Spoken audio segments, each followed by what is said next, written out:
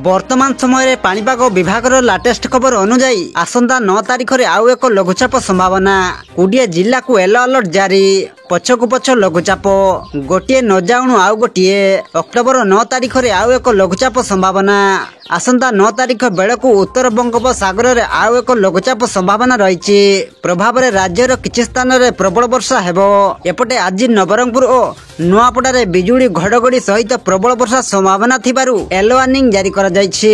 तेबे आसंतु नजर पकाइबा आसंता 9 तारिख अर्थात गुरुवार बंगोपसागर में सृष्टि हेबाकु जाउछि आउ एक लघुचाप प्रभाव में 9 तारिख ओडिशा रे बढ़िबो वर्षार परिमाण। तेबे एने केउ 20 जिला को येलो अलर्ट जारी करछि भुवनेश्वर स्थित आंचलिक पाणीपाग विभाग। से नहीं वीडियो रे संपूर्ण अपडेट जानिबा किंतु ता पूर्वरु वीडियो को गोटे लाइक करंतु एवं वीडियोटी को आपण मानको सांगसाथी मानको अधिकरु अधिक मात्रा शेयर करंतु।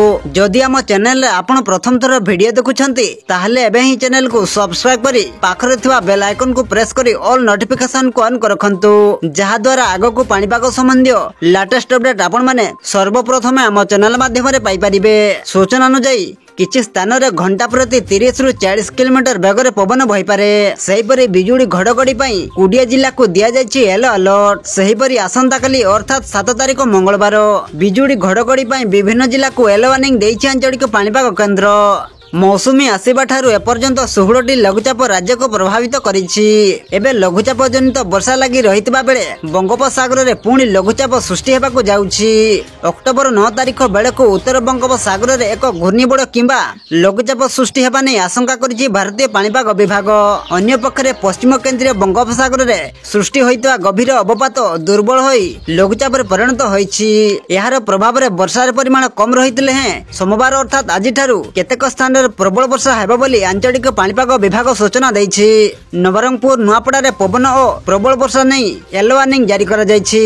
सेहिपरि सुंदरगढ़ झारसुगुड़ा बरगढ़ संबलपुर देवगढ़ अनुगुल ढेंकानाल केन्दुझर मयूरभंज कटक पुरी खर्दा नयागढ़ गंजाम गजपति आदि जिले में झटका पवन सहित घड़घड़ी और वर्षा होबार संभावना रही बोली आंचलिक पाणीपाग केन्द्र सूचना दैछि। पश्चिम केंद्रीय बंगोपसागर रे सृष्टि होइतबा गभीर अवपात प्रभाव रे राज्य रे जारी रही तुहाकु तुहा वर्षा। उपकूल दक्षिण सबुठी देखा मिलुची वर्षार विपत्ति। राज्यर अनेक नदी रे जलस्तर वृद्धि पाइथिबा बेले पहाड़िया अंचल तथा गजपति जिले में देखा मिली भूस्खलन। सेपटे गभीर अवपातटी क्रमश दुर्बल होई सदृश लघुचाप परिणत हेबो।